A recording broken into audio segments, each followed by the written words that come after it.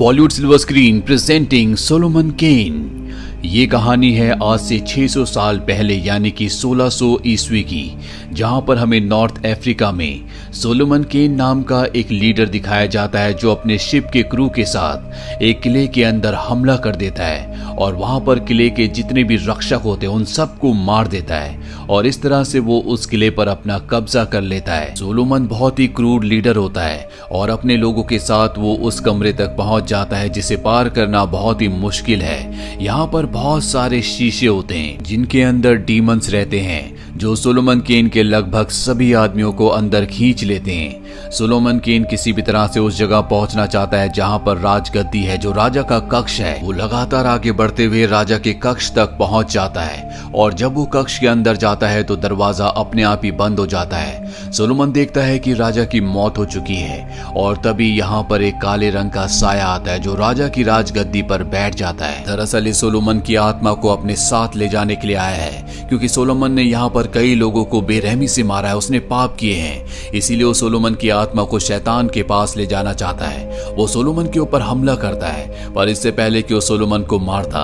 Solomon खिड़की से कूदकर यहाँ से भाग जाता है। और इसके 1 साल बाद हमें इंग्लैंड में एक चर्च को दिखाया जाता है जहाँ पर सोलोमन है। सोलोमन ने जितना भी पैसा कमाया था, जितना पैसा लूटा था, वो उसने सभी चर्च को दान कर दिया है। दरअसल उस इंसिडेंट के बाद जब उसकी आत्मा को शैतान को दिया जाने वाला था, वो अब पूरी तरह से बदल चुका है।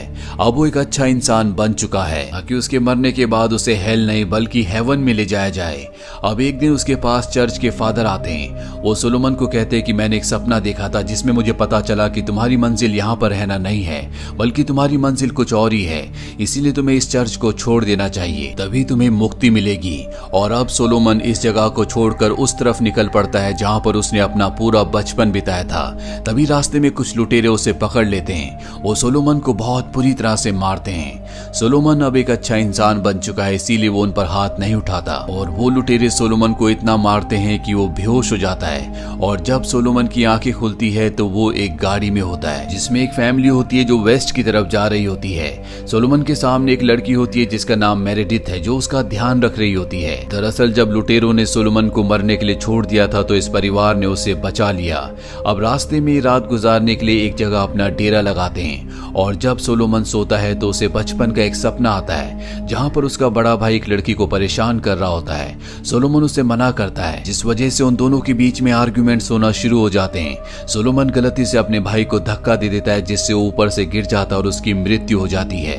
अब सोलोमन की आंखें खुल जाती हैं जिसके बाद वो मेरेडिथ के पिता के पास जाता है और अपनी जिंदगी की सारी सच्चाई उन्हें बता देता है। वो बता देता है कि मैं एक अच्छा इंसान नहीं था, मेरी आत्मा पवित्र नहीं है और अब मैंने पूरी तरह से अच्छाई को अपना लिया है, मैं अपनी आत्मा को पवित्र करना चाहता हूँ। मेरेडिथ के पिता कहते हैं कि तुम एक दिन ऐसा जरूर करोगे, बस अच्छाई के रास्ते को कभी मत छोड़ना। सोलोमन देखता है कि मेरेडिथ का परिवार बहुत ही अच्छा है, इसीलिए बहुत जल्दी इस परिवार के साथ वो घुल मिल जाता है। सोलोमन इस परिवार के साथ लगातार आगे बढ़ते हुए कबीले तक पहुंचता है जिसे पूरी तरह से जला दिया गया होता है। वहां पर सिर्फ एक बच्ची होती है जो बची होती है। ये उस बच्ची को अपने साथ रख लेते हैं और उससे पूछते हैं कि तुम्हारे यहाँ पर क्या हुआ था।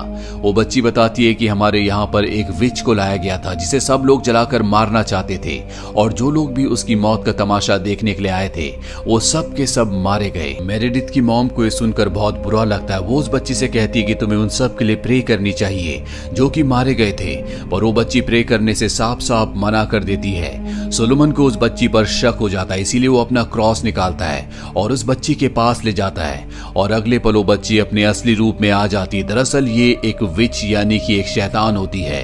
वो सोलोमन के हाथ पर एक काला निशान लगाकर कहती है कि तुम्हारा इंतजार शैतान कर रहा है और यहाँ से चली जाती है। सोलोमन को कुछ समझ में नहीं आता कि उसके हाथ में जो निशान बनाकर वो विच गई है उसका क्या मतलब है।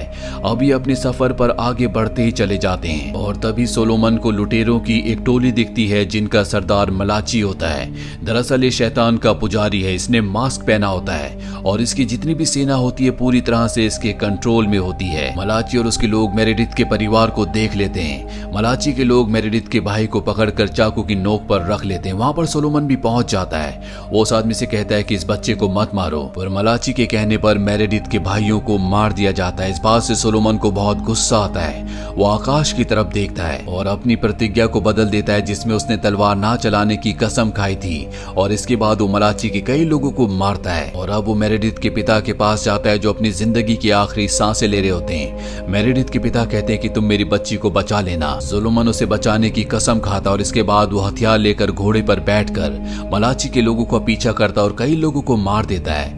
लेकिन मलाची के लोग मेरेडिथ को अपने साथ लेकर निकल जाते हैं। सोलोमन अगले कई दिनों तक मेरेडिथ को ढूंढता रहता है और एक दिन ढूंढते ढूंढते वो एक बहुत पुराने चर्च तक पहुंच जाता है, जहां पर चर्च के फादर पहले तो उस पर हमला कर देते क्योंकि उन्हें लगता है कि ये भी एक शैतान है, पर जल्दी उन्हें पता चल जाता है कि एक अच्छा इंसान है। वो सोलोमन को चर्च के नीचे बेसमेंट में ले जाते हैं जहां पर उन्होंने बहुत सारे ऐसे लोगों को रखा होता है जो अपने आपे में नहीं होते।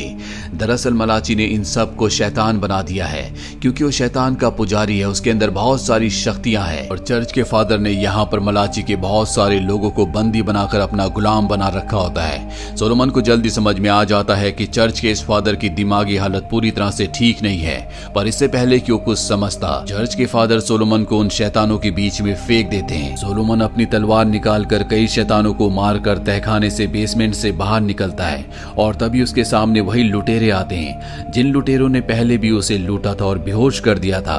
दरअसल अब ये सब मिलाची के लिए काम करते हैं और ये भी शैतान बन चुके हैं। वो सोलोमन के ऊपर हमला करते हैं और ये सोलोमन के सामने टिक नहीं पाते और अब सोलोमन उनके सरदार से कहता है कि मुझे बताओ कि मेरेडिथ कहां पर है। वो कहते हैं कि मेरेडिथ मारी जा चुकी है। सोलोमन इस बात से पूरी तरह से टूट जाता है और इन लुटेरों का जो सरदार है जो मिलाची के लिए काम करता है उसे उसी तहखाने में फेंक देता है जहां पर नीचे शैतान है। अब सोलोमन एक बार में जाता है जहां पर वो शराब पी रहा होता है। तभी वहां पर एक आदमी आता है जो कभी सोलोमन के साथ काम किया करता था। वो सोलोमन से कहता है कि हमें मिलाची से युद्ध लड़ना चाहिए, वो एक शैतान का पुजारी है, हम उसे हरा सकते हैं, हम आपके लिए दोबारा से काम करने के लिए तैयार हैं। पर सोलोमन साफ साफ मना कर देता है क्योंकि वो मेरेडिथ की मौत से बहुत ज्यादा दुखी होता है। अब कुछ दिनों बाद यहाँ पर मिलाची अपने लोगों के साथ आता है और पूरे गांव पर हमला कर देता है। कई लोगों को क्रॉस के ऊपर लटका देता है और इसमें एक सोलोमन भी होता है। हालांकि सोलोमन चाहे तो अपने आप को आजाद कर सकता है, इन सब से लड़ सकता है, लेकिन अब उसके दिल में जीने की कोई भी इच्छा नहीं है, इसीलिए वो क्रॉस पर यानी कि सूली पर लटका रहता है। और अगले दिन दिखाया जाता है कि यहाँ से एक कारवां जाता है जिनके पास कई सारे गुलाम होते हैं जिनमें एक मेरेडिथ भी होती है। मेरेडिथ सोलोमन को सूली पर लटके हुए देख लेती है, वो उसे आवाज लगाती है।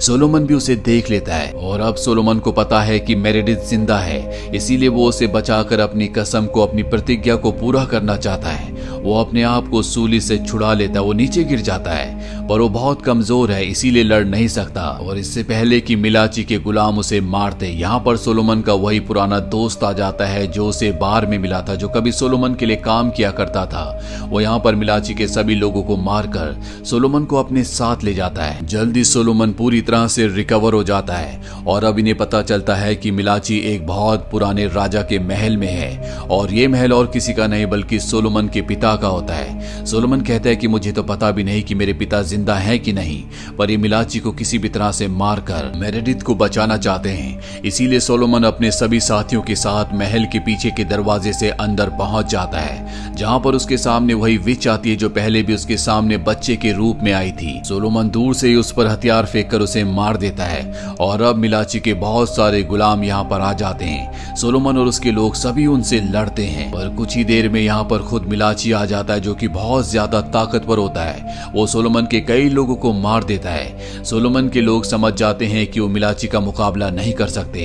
इसीलिए वो तय करते हैं कि वो सब के सब महल के अंदर चले जाएंगे ताकि वो सब के सब छुपकर अपनी जान बचा सके।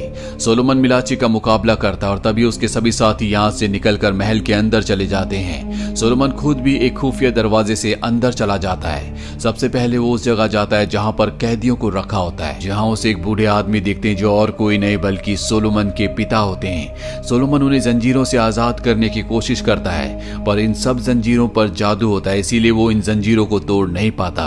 वो अपने पिता से माफी मांगता है और कहता है कि बचपन में मेरी वजह से मेरे भाई की मौत हो गई थी, जिसके बाद मैं इस जगह को हमेशा के लिए छोड़कर चला गया। सोलोमन के पिता कहते हैं कि तुम्हारे भाई की मौत नहीं हुई थी, जब वो ऊपर से गिरा था तो बच गया था, और उसकी हालत बहुत ज्यादा खराब हो चुकी थी, उसका चेहरा पूरी तरह से बिगड़ चुका था। मैंने कई डॉक्टर्स को बुलाया लेकिन कोई भी उसका इलाज नहीं कर पाया, और तब मैंने एक आदमी को बुलाया जिसने मेरे बेटे को ठीक करने के बदले मुझसे सौदा किया। उसने कई शर्तें रखी और मैंने उसकी सारी शर्तें मान ली। मेरा बड़ा बेटा तो ठीक हो गया, लेकिन ठीक होने के बाद वो अंधेरों की दुनिया में जा चुका था। और यहाँ पर हमें पता चलता है कि मिलाची और कोई नहीं बल्कि सोलोमन का बड़ा भाई है, और शैतान का वो आदमी जिसने सोलोमन के बड़े भाई मिलाची को ठीक किया था, अब भी वो इसी महल के अंदर है। सोलोमन के पिता सोलोमन से कहते हैं कि तुम्हें मुझे मारना होगा, तभी तुम उस शैतान के आदमी को मार सकती हो।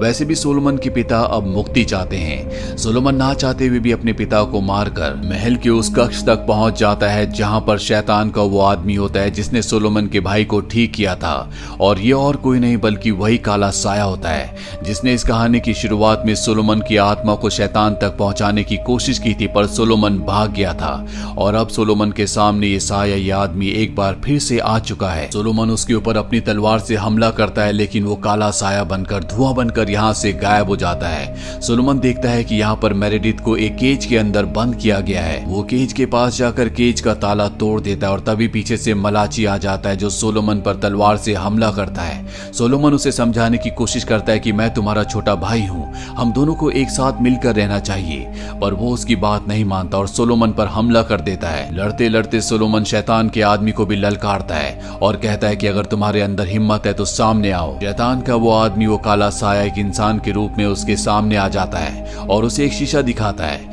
जिसके अंदर एक बहुत बड़ा दैत्य होता है। वो सोलोमन से कहता है कि इस बार शैतान ने तुम्हारी आत्मा को लेने के लिए इस दैत्य को भेजा है, जो बहुत जल्दी तुम्हारी आत्मा को लेकर शैतान के पास जाएगा। और अब सोलोमन ईश्वर की प्रार्थना करता है। इसके बाद वो एक बार फिर से अपने भाई को मिलाची को समझाने की कोशिश करता है, लेकिन वो उसकी बात नहीं मानता। इसीलिए सोलोमन को मजबूरी में अपने भाई को मारना पड़ता है। वहीं शैतान का आदमी मेरेडिथ को शीशे के सामने ले जाता है जिसके अंदर दैत्य कैद है। वो मेरेडिथ का रक्त उस पर डालता है जो कि एक पवित्र रक्त होता है, जिससे वो दरवाजा खुल जाता है और अब शैतान बाहर आ जाता है जो यहाँ पर सोलोमन की आत्मा को लेने के लिए आया है। वो सोलोमन के ऊपर हमला करता है। सोलोमन लगातार प्रार्थना कर रहा होता है और उससे बचने की भी कोशिश कर रहा होता है, और तभी वो शैतान के आदमी के पास पहुंच जाता है जिसने मेरेडिथ को चाकू की नोक पर रखा होता है। वो उससे कहता है कि तुम इसे छोड़ दो, बदले में तुम मेरी आत्मा को शैतान के पास ले जा सकते हो। शैतान का आदमी पूछता है कि तुम मेरेडिथ को बचाने के लिए अपनी जान, अपनी आत्मा को क्यों कुर्बान करना चाहते हो? वो कहता है क्योंकि मैंने इसके पिता से वादा किया था। इसके बाद वो अपनी गन निकालता और शैतान के आदमी को गोली मार देता है। जैसे वो शैतान के आदमी को गोली मारता है, शैतान का आदमी और दैत्य दोनों के दोनों उसी शीशे के पोर्टल के अंदर वापस जाने लगते हैं। साथ ही यहाँ पर सोलोमन को दिखाया जाता है जो हवा में उड़ जाता है और उसके अंदर जितनी भी बुराइयां थी, जितने भी उसने अपने जीवन में बुरे काम किए थे, वो सब के सब दैत्य और शैतान के आदमी के साथ उसी पोर्टल के अंदर चले जाते हैं। जिसका मतलब ये है कि सोलोमन ने जितने बुरे काम किए थे, उसके इन अच्छे कामों ने सोलोमन के सारे बुरे कामों को माफ कर दिया, खत्म कर दिया। सोलोमन अब बेहोश हो जाता है और जब उसे होश आता है तो उसके सामने मेरेडिथ होती है। अब वो अपने पिता और अपने भाई की बॉडी को दफनाकर मेरेडिथ को वापस उसकी मॉम के पास भेज देता है और अपने आप से वादा करता है कि वो इस पूरी दुनिया में जितनी भी शैतानी शक्तियां हैं उन सबको एक एक करके खत्म कर देगा, और वो अपने सफर पर निकल पड़ता है। इसी के साथ सोलोमन केन की कहानी यहीं पर खत्म हो जाती है। ये फिल्म ईयर 2009 में रिलीज हुई थी। IMDb पर इसकी रेटिंग है 6.1। उम्मीद करते हैं कि ये कहानी आपको पसंद आई होगी।